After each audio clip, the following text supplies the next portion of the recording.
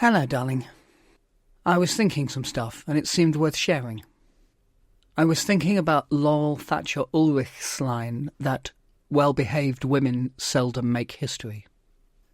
And I was thinking about it from both directions, both in the sense that she originally meant it, and also in the sense that you find it as a slogan on people's t-shirts. When I see it as a slogan, I normally assume that people mean the line as a rallying cry, as a call for women not to be well-behaved. It has been a consistent thread of feminist discourse, for as long as I've been aware of it, that women, far more than men, suffer under significant societal pressure to behave themselves, to conform to a restrictively narrow band of approved behaviours, to not stir up trouble, to not be too loud. That inequity expresses itself in multiple directions. The rules of behaviour for women are more numerous, more restrictive, and more self-contradictory.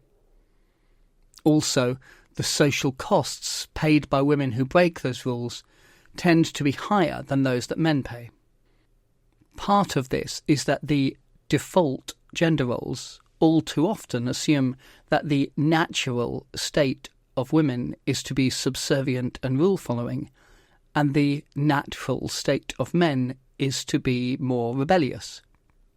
This means that even men who rebel against male gender norms are actually also playing into them, whereas women who rebel against female gender norms are being far more unnatural. As a man who would like to be a feminist, therefore, when I see women behaving badly, I do tend to cheer from the sidelines.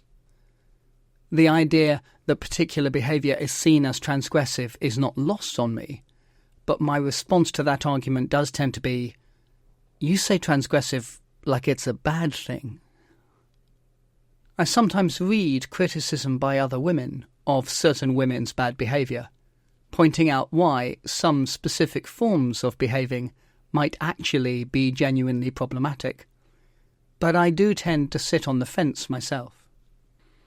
It normally feels to me that these kinds of debates are not greatly enhanced by some bloke barging in with his opinions. There are times when it's less that I am keeping my opinion to myself, and more that I am trying to avoid having an opinion. Other times I do think that one side is probably in the wrong, but I can also see why they are behaving that way, and can imagine how they might have been driven to that. Most often, though, when I see women not being well-behaved, I'm there in the cheering section. Either because the rules they are transgressing against are rules that I don't think ought to be rules, or because they are rules that guys break all the time, and it feels to me like turnabout is fair play.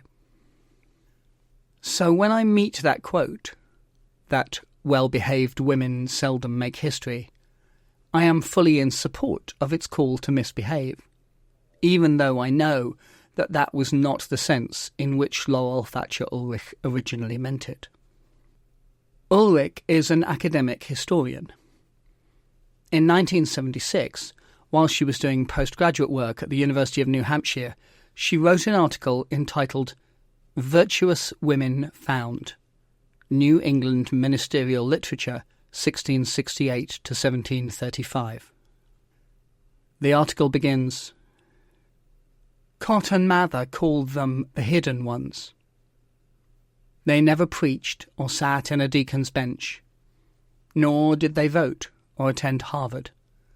Neither, because they were virtuous women, did they question God or the magistrates.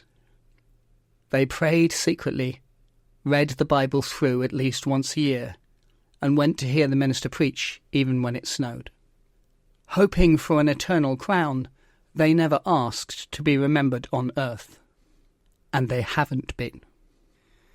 Well-behaved women seldom make history. Against antinomians and witches, these pious matrons have had little chance at all." Most historians, considering the domestic by definition irrelevant, have simply assumed the pervasiveness of similar attitudes in the 17th century. Others have been satisfied that New England society, while it valued marriage and allowed women limited participation in economic affairs, discouraged their interest in either poetry or theology. Yet there is ample evidence in traditional documents to undermine these conclusions. The thesis of Ulrich's article was that the Puritans of pre-revolutionary New England held the religious writings of their women in high regard, that those writings were valued and discussed by male religious leaders of the time, both in those women's eulogies and in their other writings. That was contrary to the received wisdom at the time the article was written. The point Ulrich wanted to make was that the evidence for this was not coming from newly discovered documents. This collection of primary sources had always been there. The misconceptions about Puritan attitudes towards women's scholarship had come about because the historians in the academic community had simply ignored these women, had not found their lives worthy of analysis or study. They were only women, after all. Those false assumptions, exaggerating the low regard for women historically, feed into present attitudes amongst the religious right. Their sense that the proper roles for women do not include, for example, religious scholarship, is something that they think of as part of a long historical tradition. Demonstrating that Puritan women's scholarship was valued within their community is an act of feminism, in that it helps to undermine those patriarchal assumptions. I'm not trying to suggest that Ulrich's research will change the minds of the religious right, of course, merely that it provides ammunition to more liberal churches who are working hard to hold that ground and preach a more egalitarian gospel. Ulrich went on to make a career in actually studying the lives of women who had been overlooked by earlier scholarship. Her 1991 book, A Midwife's Tale, The Life of Martha Ballard based on her diary, 1785 to 1812, won the Pulitzer Prize for history. And she hasn't been alone. She is only one of a wave of feminist historians who, ever since the 1970s, have focused their research on the ordinary women of history. I recently read Philippa Gregory's book, Normal Women, which is an ambitious attempt to summarise at least part of what their research has uncovered. It's a women's history of England from 1066 to the 21st century, attempting to give an in-depth view of what we know of the lives and lifestyle of women through the centuries at all levels of society. The book is accessible and interesting, providing enough historical context for the layman to make sense of things, as well as a thick section at the back full of exhaustive references to where her evidence is. Gregory balances the details of what women were doing at each given period with the counterpoint of how men at the time reacted to that or what they wrote about it. There were times when her story was exactly what I expected it to be, and other times when it surprised me and overturned my preconceptions. The assumptions that I had carelessly made about how oppressive the grip of patriarchy would have been were not always borne out by the evidence of actual scholarship.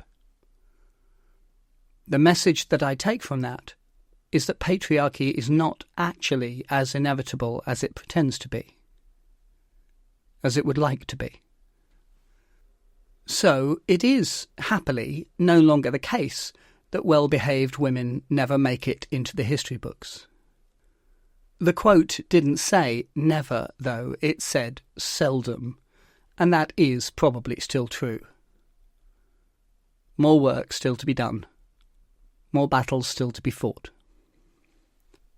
Laurel Thatcher Ulrich does not object to her most famous quote normally being taken out of context. It can mean whatever you want it to mean, she says. For myself, I will continue to cling to both meanings of the quote. I would like more well-behaved women to have their stories listened to. I would also like there to be less pressure on women to be well-behaved. And I acknowledge the debt that we owe to women like Laurel Thatcher Ulrich. Her work has inspired the work of so many others. It challenges us to look beyond our easy preconceptions. In doing so, she makes us and our entire culture better. Anyway, that's what I was thinking about, and it felt worth sharing. See you soon.